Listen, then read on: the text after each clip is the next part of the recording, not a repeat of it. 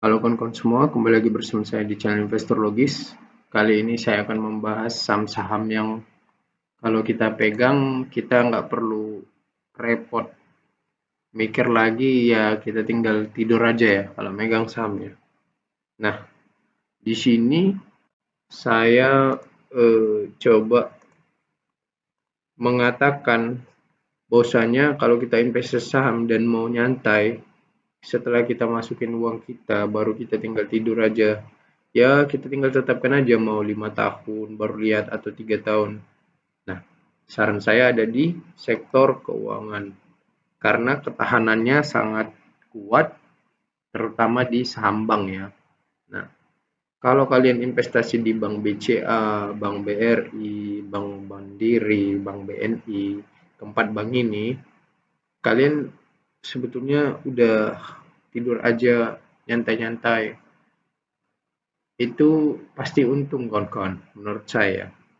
Karena kinerjanya itu selalu bertumbuh kecuali ada situasi seperti pandemi Covid kemarin atau krisis ekonomi global tahun 2008 gitu. 2013. Nah, memang berdampak pasti siap itu akan rebound lagi kan. Jadi kalau kita udah pegang saham wonderful company seperti keempat bank ini atau dari sektor energi, kalau saya kan sektor primadona itu sama seperti yang dibilang Pak Lokeng Hong, sektor keuangan dan sektor energi.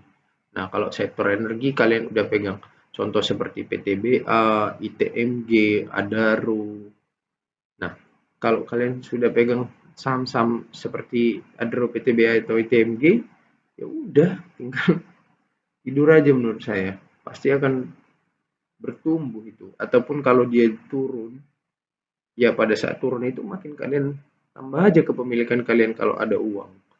Jadi menurut saya kalau mau nyantai megang saham kemudian tinggal tidur aja, ya itu ada RO, PTBA, ITMG, saham dari sektor energi, kemudian dari bank BCA, BRI, Mandiri sama BNI. Udah, kalau udah pegang saham antara ke 7 itu menurut saya tinggal tidur aja sih, santai aja. Nggak perlu repot lagi. Nah, berbeda dengan saham-saham di sektor lain saya kurang tahu, tapi mungkin ada juga yang seperti itu yang tinggal nyantai aja. Karena kalau kalian lihat di sini kawan-kawan, misalnya saham Bank BCA ini ya, ini datanya di luar stock split saya kira ya, di luar pemecahan saham. Nah, kalau kita lihat di sini dari 2005, ini datanya kan dari 2005 ini yang ada di Google ini data grafiknya. Dari 2005 sampai dengan hari ini 14 November atau 15 November ini dia sudah tumbuh 2.486% kawan-kawan. Bayangkan 2.486% dalam 2005 sampai 2023. Berarti sekitar 18 tahun ya. Nah, 18 tahun. 18 tahun tumbuh 2.486. Nah, berarti persentase rata-rata per tahunnya tumbuh 138%. Belum ikut dividen ini ya. Mungkin kalau rata-rata dividennya 4% setahun, 142% lah kalau ditarik jangka panjang. Nah, jadi kalau kita pegang saham seperti Bank BCA, kalian lihat tingkat pertumbuhannya kan, luar biasa sekali kan.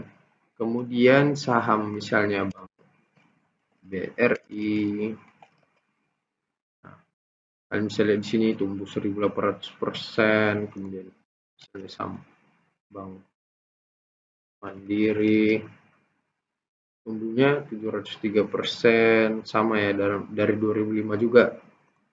Kemudian Bank BBNI tumbuh 234%. Jadi menurut saya eh, nyantai aja kalau udah saham, pegang saham antara keempat bank ini atau pegang salah duanya atau salah satu aja gitu. Kemudian saham batubara. Nah, kalau saham batubara ini kan kita untungnya bukan dari capital gain, tapi dari dividen. Karena dividennya besar. Jadi semakin lama kita pegang, semakin ya mungkin kalau 5 sampai 6 tahun udah balik modal, udah pasti balik modal itu dari dividen aja menurut saya. Karena kalau di siklus turun pun dia itu paling 2 tahun udah balik lagi ke harga tertingginya bahkan kan. Nah, kalau kalian lihat di sini secara dari 2005 sampai 2000 hari ini capital gain dari PTBA itu sudah 633% di luar dividennya. Kalau ikut dividennya mungkin 1000% ini, saya kira. Nah, kemudian kayak misalnya Adaro. Nah, secara maksimal mungkin pertumbuhannya kecil ini kawan-kawan 51%. Tapi ini data dari 2008 ya. Tapi kalau kita tambahkan ikut dividennya mungkin ini udah sampai 200%-an ini. Kemudian misalnya ITMG. Nah, dia mungkin hanya 31% naiknya dari 2008 per hari ini. Tapi kalau misalnya ikut dividennya mungkin udah sekitar 300%-an mungkin ini ya. Jadi kalau saham dari sektor batu bara itu kita pegang dalam jangka panjang investasinya untuk menyemangati kita karena dividennya besar sekali. Karena kalau dari sektor perbankan dividennya kan paling 4-5% aja itu. Nah, dividennya kecil. Tapi untuk memenuhi kebutuhan hidup kita per bulan atau per tahun itu dari dividen saham pertambangan batubara. Kemudian kalau untuk capital gain-nya jangka panjang itu dari saham perbankan lebih cocoknya. Nah, jadi kita kalau udah kayak gitu kan santai-santai aja. Per bulan ada bikinlah per tahun atau per semester dapat dari dividen saham pertambangan batubara. Uangnya kan besar, bisa kita simpan dan untuk kita gunakan untuk memenuhi kebutuhan hidup kita per bulan. Tapi kalau dari perusahaan bank dari capital gain itulah, ya udah. Jadi kita tinggal santai aja kan. Kita mau take profit dari capital gain bisa, kita mau santai dengan nunggu dari dividen bisa. Jadi itulah keenakan dari kalau kita megang udah saham wonderful company dan dari sektor yang memang ya kalau kalian riset dari tahun 2006 sampai 2023 itu orang-orang terkaya dari peringkat 1 sampai peringkat 5 di Indonesia itu bisnisnya ya itu aja sebetulnya kalau kalian lihat. Satu, pertambangan batu bara. Yang kedua, bank, perbankan. Yang ketiga, rokok. Ya kan, rokok, bisnis rokok. Yang keempat, retail. Yang kelima adalah sumber energi terbarukan atau dulu misalnya perkayuan. Nah, udah bisnisnya ini aja sebetulnya orang-orang terkaya ini. Cuman ya kita kan kadang sebagai seorang investor ingin berspekulasi atau apalah. Padahal yang orang-orang terkaya juga itu aja saham mereka.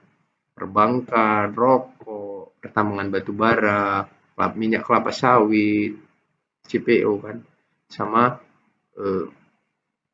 retail gitu. Ya udah itu aja bisnis mereka. Jadi kita ngapain perlu repot-repot gitu kan cari yang lain yang belum pasti, padahal ada yang lebih pasti dan harga valuasinya bisa lebih murah. Seperti TMG inilah.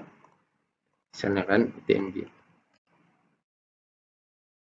Nah, valuasi dari TMG ini menurut saya sangat murah dibandingkan dengan kualitas harga sahamnya, kualitas sahamnya gitu, dengan kualitas dividen sahamnya. Bayangkan P/E ratio-nya masih 2,48 kali dan PBV-nya masih 1,08 kali. Dengan kualitas perusahaan sebagus ini. Ya menurut saya itu murah sih, gitu kawan-kawan. Apalagi kalau PBV-nya di bawah 1 gitu kan, pasti kita ajar terus kan. Jadi kalau kita sudah pegang saham di sektor yang bagus dan orang-orang terkaya di Indonesia yang megang itu juga, kemudian kita tinggal ngikutin mereka aja. Kemudian dividennya besar, ya kita tentu bisa santai aja gitu, nggak perlu repot-repot untuk pikirkan saham-saham dari jenis yang lain. Oke kawan-kawan, itu saja yang bisa saya sampaikan. Semoga bermanfaat dan terima kasih. Halo kawan-kawan semua, untuk kamu yang belum mengetahui tentang investasi saham sama sekali, alias dari nol, tetapi ingin menjadi tahu dan membutuhkan bimbingan pengetahuan, di sini saya sudah menuliskan e-book yang dapat membantu kamu untuk memahami tentang investasi saham dan langsung praktek menjadi investor saham. Untuk kalian yang berminat, silakan hubungi WhatsApp di bawah ini ya. Untuk kamu yang sudah paham tentang dasar-dasar investasi saham, tetapi belum memiliki teknik analisa dan pemahaman untuk menciptakan portofolio investasi saham yang santai tetapi menguntungkan dan membutuhkan pengetahuan itu, di sini saya sudah menuliskan e-book untuk membantu kalian ya kawan.